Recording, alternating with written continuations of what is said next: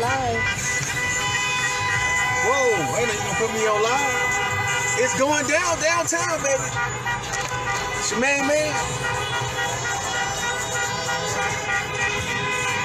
Shutdown. Biden Harris. It's a celebration. It's a celebration, baby. Woohoo!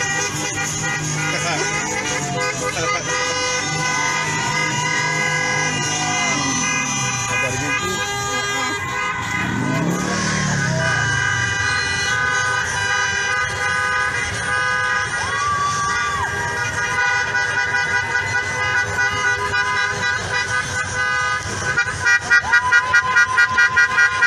Shutdown in the house.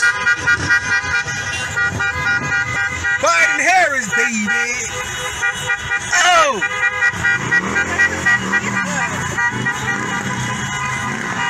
First of all, let me say hello to all of my many friends, also to my many enemies. Once again, this is your friend, brother, and humble servant, Roosevelt, coming back to you with another episode of Roosevelt Sounds Off. I'd like to thank everybody for tuning in to the program on today. And if you're not yet a subscriber to Roosevelt Sounds Off, please go down and hit the subscribe button along with the bell icon. This way you'll be notified anytime I drop a brand new video right here on YouTube. Okay, I hope everyone has had a very, very nice, relaxing, wonderful, and enjoyable weekend. It's been very nice here in the city of Chicago. You probably hear the sirens going, around here and everything. Hopefully it will pass soon. Because as you know, this is a nice Monday on November 9th. I am videotaping right here in my backyard. Why? Because we are being blessed with 75-degree temperatures here in the month of November 2020. It is just absolutely wonderful and lovely. And this is another time, and another reason, should I say, why November 9th is so special, at least to me, today. And that is because this is my parents' 51st wedding anniversary. Me and my brother, we were with them last year to celebrate the 50th, and I would have to say it was an enjoyable occasion. So I'd like to wish my parents, Roosevelt and Elizabeth Slaughter, a very happy 51st wedding anniversary. I hope everyone has had a nice day so far, and happy Monday. Okay, I'm going to get into what I want to talk about today. I just wish that all the sirens and everything would stop. But hey, what can I say? As I always say, never a dull moment on Roosevelt Sounds Off. Okay. As many of you all know, that, this weekend, they say that history has taken place. There's been many people or something dancing in the streets. You had crowds of cars in downtown Chicago, especially in that clip I just showed you, bumping their horns and people shouting and people smiling and waving their hands in the air like they just don't care, all because a winner has now been called in the 2020 presidential election.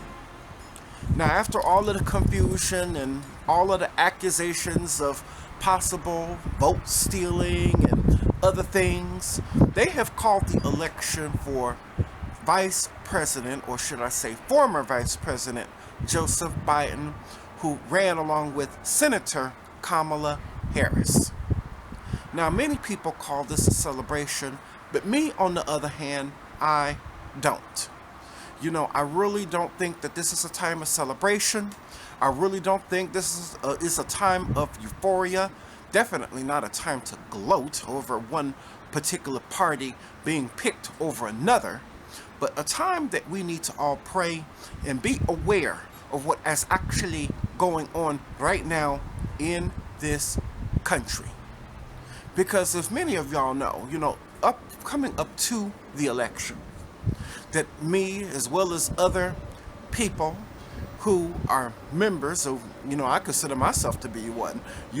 Some of us call ourselves the voices of the new black media, the new normal, have been telling you for months about what this whole election process and what these candidates are all about.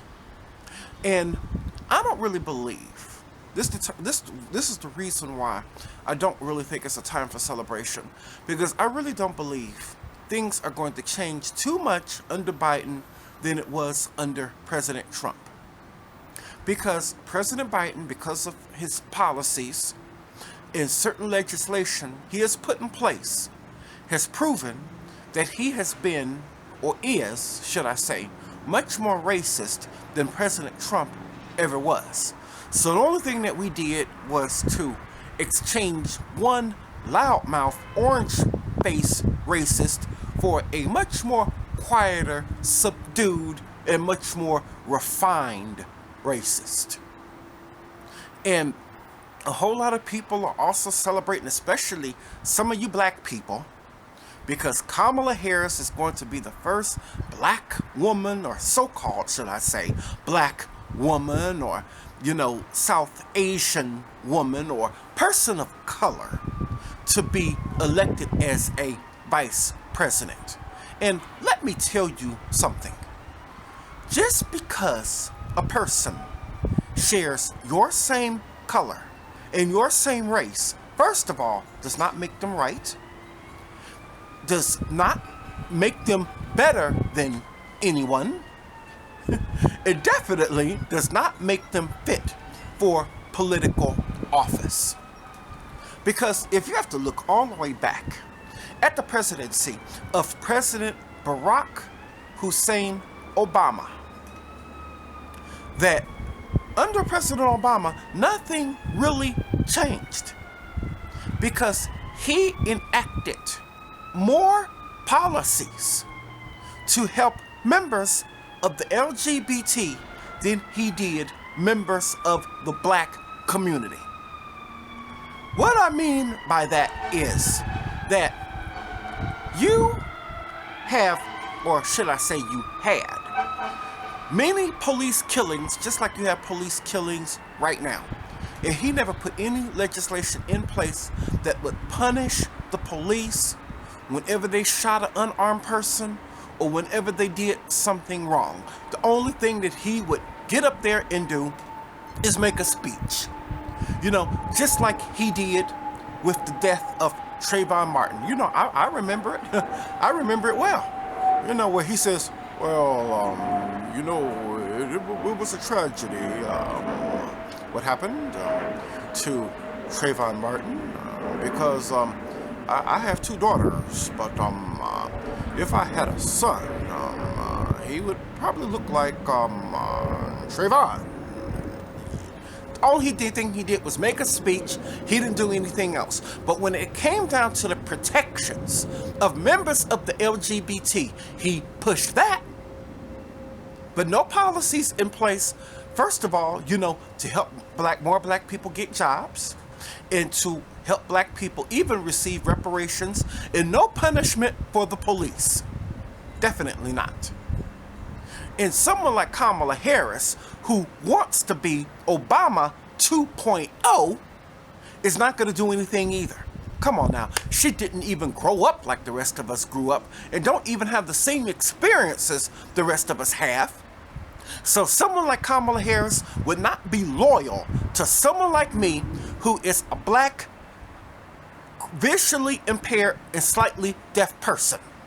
She would not care about my rights, or anyone's for that matter. She grew up in her isolated little bubble up in Canada. She was born in California, but grew up in Canada. The parents of immigrants. The father was Jamaican and white, and her mother was from India. Definitely not, an experience like some of us in the black community have had.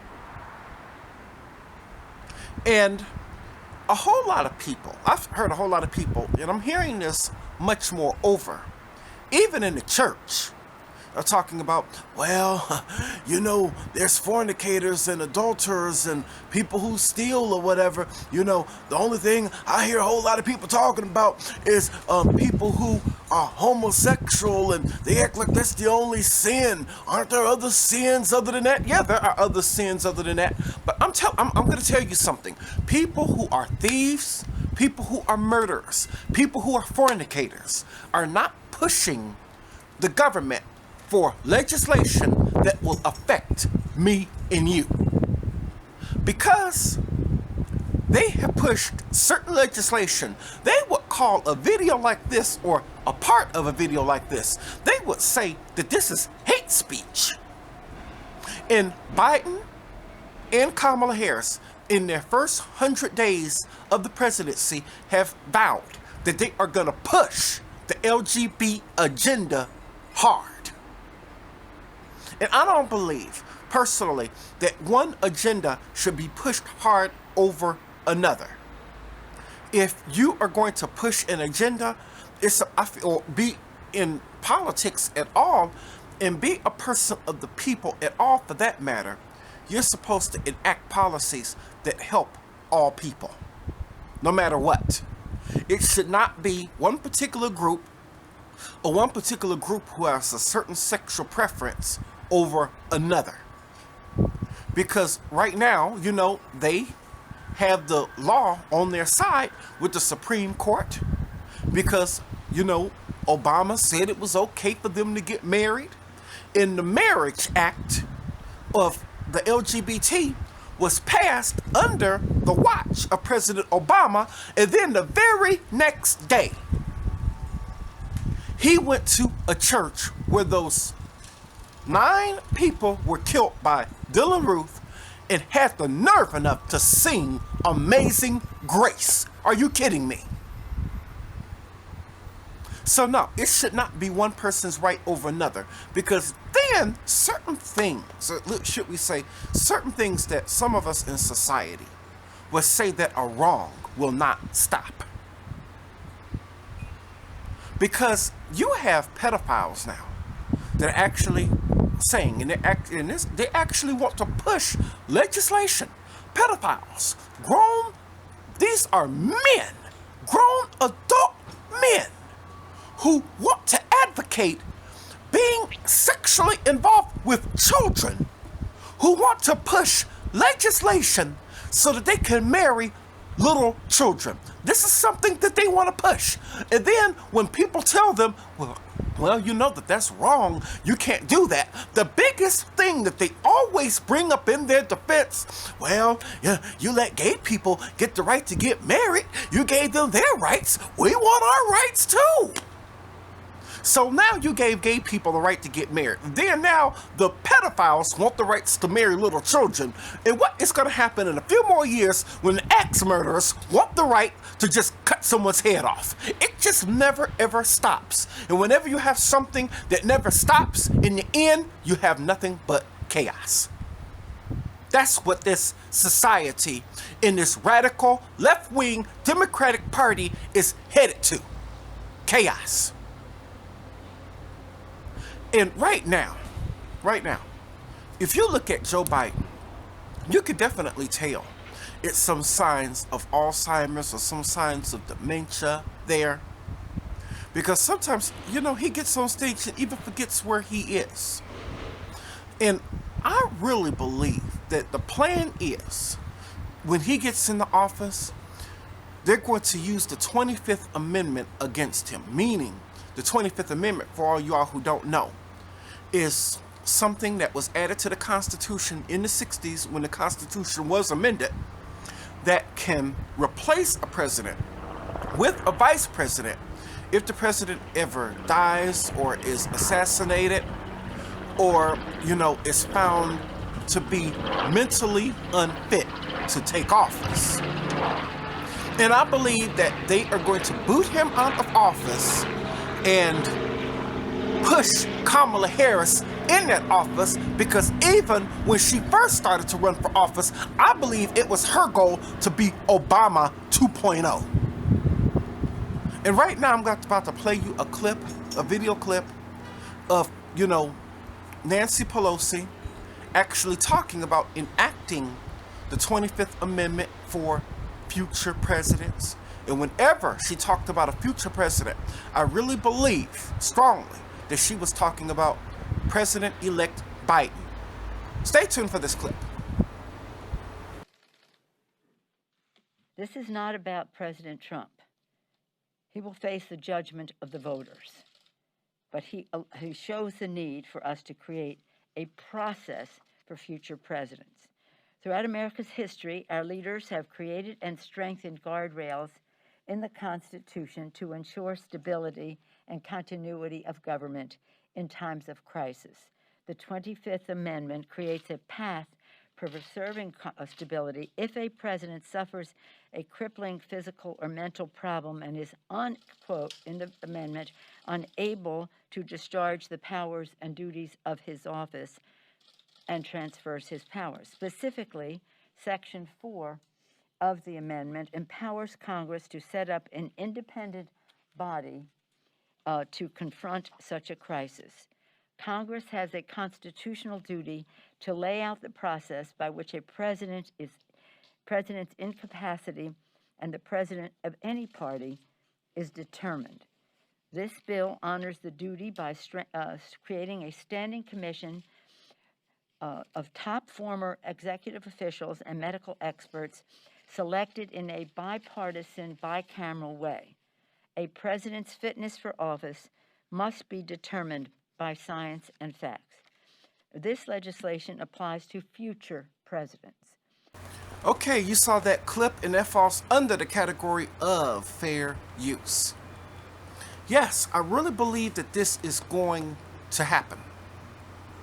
Now, if it doesn't happen and I'm wrong, me, I don't have any kind of problem coming back and telling you that I was wrong about this whole thing. But what if I am right? And this whole thing is just used as a plan and used as a plot to push Kamala Harris into being president of the United States. Because quite frankly, I really strongly believe having Kamala Harris as a president, that will be worse than having President Trump as president. Because you don't have to look any further than the record of Kamala Harris. She doesn't have the interest of black people in her agenda to me at all. When she locked up more black people, being the state's attorney of San Francisco and being the attorney general of California than any other, and actually laughed and bragged about it. That's what I can't get over. She thought that this was funny. And she's nothing but a big fat liar, just like they all are. But what bothers me is that many ignorant, stupid, simple-minded black people were so over-emotional with President Trump in trying to remove him and get him out of office that they never ever looked at the record of Kamala Harris and Joseph Biden. When Joseph Biden made the comment that, because he's against school choice. He said that he did not want his children to go to school with people from an urban jungle. And he called black men predators. He is the one who wrote the '94 crime bill. He is the one who was mentored and trained by Strom Thurmond, who was a member of the Ku Klux Klan. These are people that he ran with. So he has done and has legislated more policies to hurt people, especially black people, in this date and time than President Trump ever has. So I believe personally that it could be worse. So the only thing that we could do at this point is maybe if, this election is found not to be fraudulent, because right now I watched the news this morning and President Trump has threatened to take this whole thing up to the Supreme Court because he believes that the election has been stolen from him. And my prayer is, I'm hoping that, the enemy is exposed. And I am really hoping that this celebration that some of you all had is in vain. or will be in vain. I'm hoping that this whole election is claimed to be illegal and is overturned. And something will happen that Joseph Biden and Kamala Harris will not be able to take office on January 20th of 2021. I'm hoping for that to happen. But if it doesn't happen and I'm wrong, the only thing that I would have to do is just say I would bow in humble submission and say that Joseph Biden would be my president and Kamala Harris would be our vice president. Because in the end, if you think about it, and for those who are spiritual, we know according to scripture that promotion comes from the north. It says so in scripture, that it's God who puts up kings and presidents and God who takes them down. So I don't know what God is trying to do in this country, in the earth realm, by bringing in or anointing someone like Joseph Biden and Kamala Harris.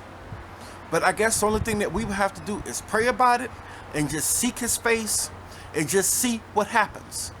Because there's a purpose why certain presidents are brought up and certain presidents are taken down. Because God ordained the presidency of President Trump, just like he ordained the presidency of George W. Bush. He ordained the presidency even of Obama and Clinton. And believe it or not, he even ordained the presidency of Mao Zedong or Adolf Hitler or even Idi Amin or Saddam Hussein. But we know that with these people being men and the evil that grows in men's hearts, that sometimes it will cause men like these who I mentioned to go and take things and to create policies that sometimes work against the people and can go too far. So I also strongly believe that God has a special place in hell for those leaders, those presidents, and those kings who misuse their governmental powers and misuse their governmental authorities. So we know promotion does come from the north. So the only thing that we can do at this point is just hope and pray that things possibly will get better. And these are my thoughts on this 2020 election. You know, I'm glad that it's over. Oh boy, thank God it's only once every 4 years. I tell you, I am so done with seeing campaign commercials and all of this other stuff. So I am glad that it's over and done. Goodbye is over and done with. So you all, I don't believe at this point there's anything else to say. I think I'm gonna end this video, change up my clothes a little bit, get ready and go out and enjoy the rest of this wonderful day of November 9th. Ugh, it's so nice, it's so warm out here. I wish this weather like this could last all year, where I could be videotaping to you all in my backyard. Oh boy, somebody with a loud car or a loud vehicle. Oh boy, I tell you. I wish I could be videotaping in my backyard all year round, but unfortunately, living here in Chicago, it is not to be. So, with all of that being said at this point, if anybody enjoyed this video, be sure you give me a thumbs up. I would greatly appreciate it. And please tune in next time for another episode of Roosevelt Sounds Off. And until the next video, this has been your friend, brother, and humble servant Roosevelt, saying peace and blessings to all of you and your families.